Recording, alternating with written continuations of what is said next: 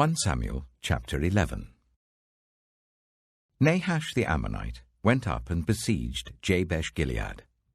And all the men of Jabesh said to him, "Make a treaty with us, and we will be subject to you." But Nahash the Ammonite replied, "I will make a treaty with you only on the condition that I gouge out the right eye of every one of you, and so bring disgrace on all Israel." The elders of Jabesh said to him, "Give us 7 days so that we can send messengers throughout Israel. If no one comes to rescue us, we will surrender to you." When the messengers came to Gibeah of Saul and reported these terms to the people, they all wept aloud. Just then Saul was returning from the fields behind his oxen, and he asked, "What is wrong with everyone? Why are they weeping?" Then they repeated to him what the men of Jabesh had said. When Saul heard their words, the Spirit of God came powerfully upon him, and he burned with anger. He took a pair of oxen, cut them into pieces, and sent the pieces by messengers throughout Israel, proclaiming, "This is what will be done to the oxen of anyone who does not follow Saul and Samuel." Then the terror of the Lord fell on the people, and they came out together as one. When Saul mustered them at Bezek, the men of Israel numbered 300,000, and those of Judah 30,000. They told the messengers who had come, "Say to the men of Jabesh-Gilead, by the time the sun is hot tomorrow, you will be rescued." When the messengers went and reported this to the men of Jabesh, they were elated. They said to the Ammonites, "Tomorrow we will surrender to you, and you can do to us whatever you like." The next day, Saul separated his men into 3 divisions. During the last watch of the night, they broke into the camp of the Ammonites and slaughtered them until the heat of the day. Those who survived were scattered, so that no 2 of them were left together. The people then said to Samuel, "Who was it that asked, 'Shall Saul reign over us?' Turn these men over to us, so that we may put them to death." But Saul said, "No one will be put to death today, for this day the Lord has rescued Israel."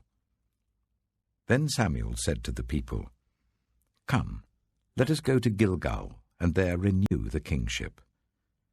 So all the people went to Gilgal, and made Saul king in the presence of the Lord. There they sacrificed fellowship offerings before the Lord, and Saul and all the Israelites held a great celebration.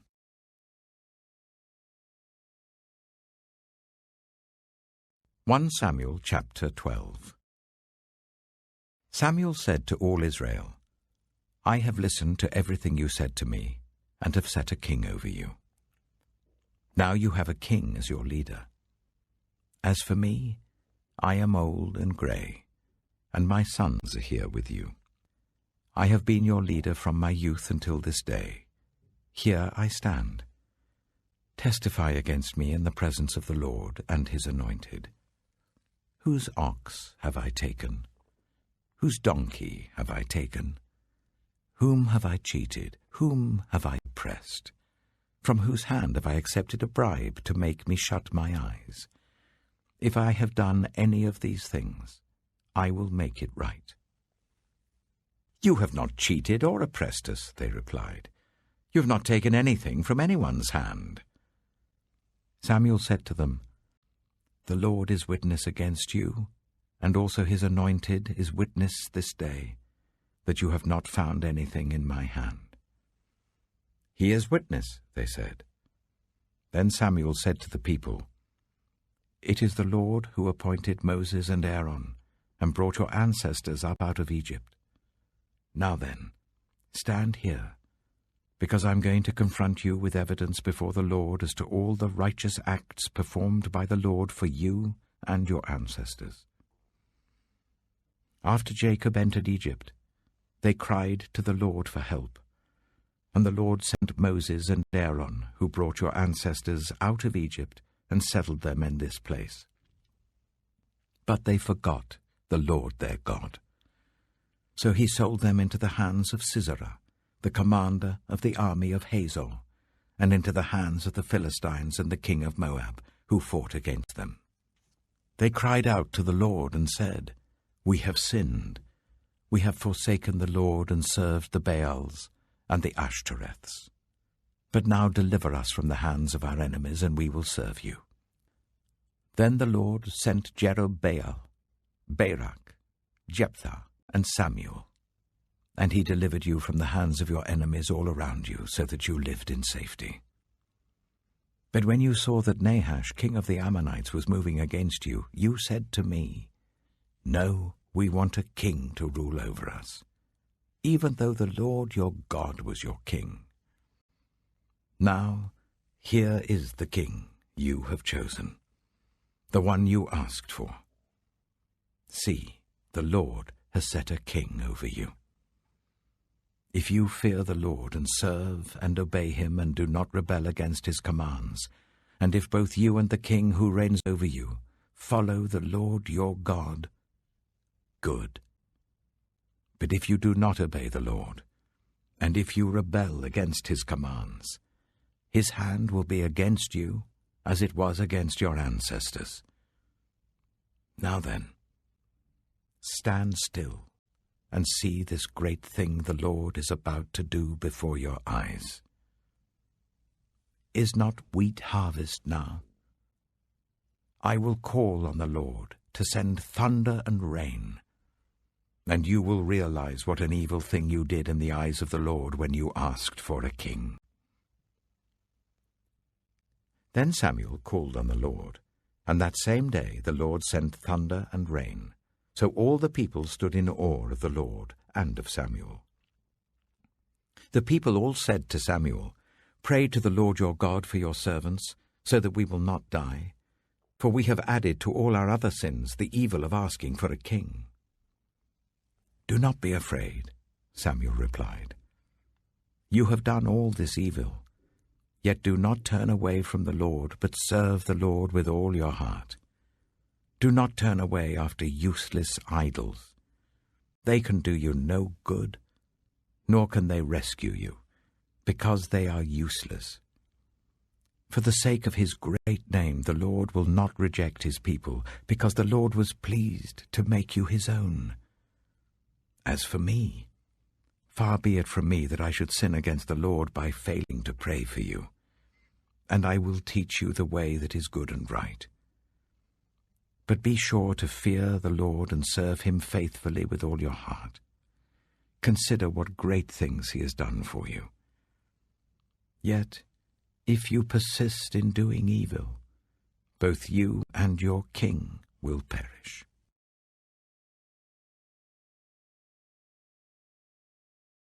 1 Samuel chapter 13.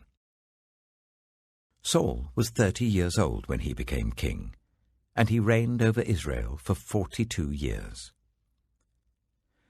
Saul chose 3,000 men from Israel.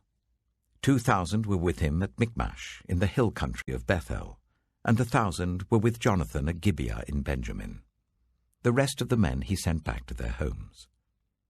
Jonathan attacked the Philistine outpost at Geba, and the Philistines heard about it. Then Saul had the trumpet blown throughout the land and said, "Let the Hebrews hear." So all Israel heard the news.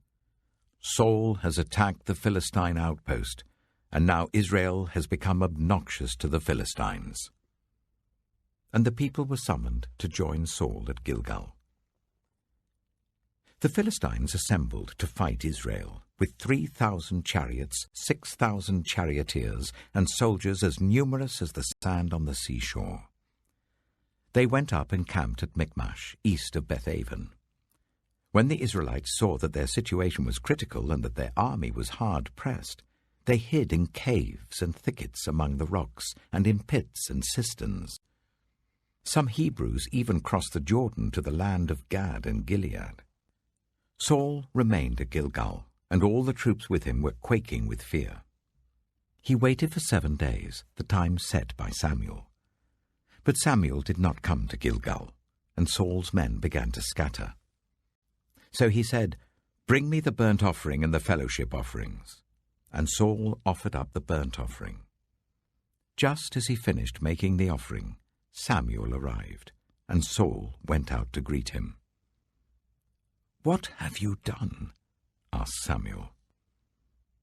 Saul replied, "When I saw that the men were scattering, and that you did not come at the set time, and that the Philistines were assembling at Michmash, I thought, now the Philistines will come down against me at Gilgal, and I have not sought the Lord's favor.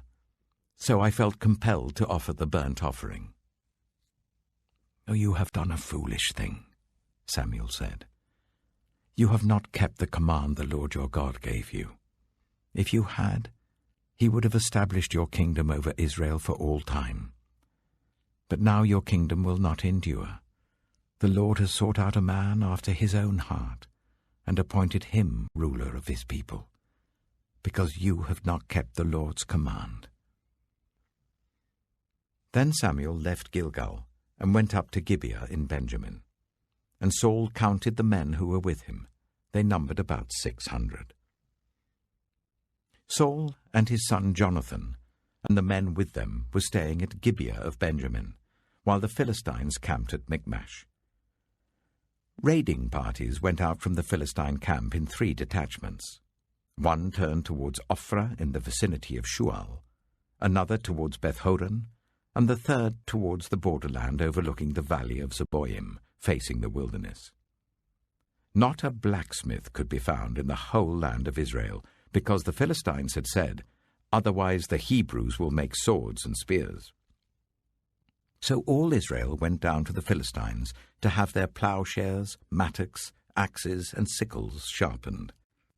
The price was 2/3 of a shekel for sharpening plowshares and mattocks, and 1/3 of a shekel for sharpening forks and axes, and for repointing goads. So on the day of the battle, not a soldier with Saul and Jonathan had a sword or spear in his hand. Only Saul and his son Jonathan had them. Now a detachment of Philistines had gone out to the pass at Michmash.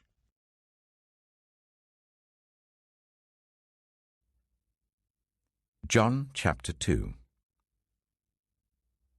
On the 3rd day, a wedding took place at Cana in Galilee. Jesus' mother was there, and Jesus and his disciples had also been invited to the wedding. When the wine was gone, Jesus' mother said to him, "They have no more wine." "Woman, why do you involve me?" Jesus replied. "My hour has not yet come." His mother said to the servants, "Do whatever he tells you."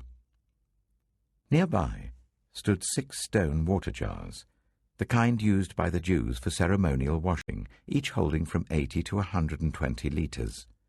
Jesus said to the servants, "Fill the jars with water." So they filled them to the brim. Then he told them, "Now draw some out and take it to the master of the banquet." They did so, and the master of the banquet tasted the water that had been turned into wine. He didn't realize where it had come from, though the servants who had drawn the water knew. Then he called the bridegroom aside and said, "Everyone brings out the choice wine first, and then the cheaper wine after the guests have had too much to drink. But you have saved the best till now." What Jesus did here in Cana of Galilee was the first of the signs through which he revealed his glory, and his disciples believed in him. After this, he went down to Capernaum with his mother and brothers and his disciples. There they stayed for a few days. When it was almost time for the Jewish Passover, Jesus went up to Jerusalem. In the temple courts he found people selling cattle, sheep and doves, and others sitting at tables exchanging money. So he made a whip out of cords and drove all from the temple courts, both sheep and cattle. He scattered the coins of the money changers and overturned their tables. To those who sold doves he said, "Get these out of here! Stop turning my Father's house into a market." His disciples remembered that it is written, "Zeal for your house will consume me." The Jews then responded to him, "What sign can you show us to prove your authority to do all this?" Jesus answered them, "Destroy this temple, and I will raise it again in 3 days." They replied, "It has taken 46 years to build this temple, and you are going to raise it in 3 days?" but the temple he had spoken of was his body. After he was raised from the dead, his disciples recalled what he had said. Then they believed the scripture and the words that Jesus had spoken. Now while he was in Jerusalem at the Passover festival, many people saw the signs he was performing and believed in his name. But Jesus would not entrust himself to them, for he knew all people. He did not need any testimony about mankind, for he knew what was in each person.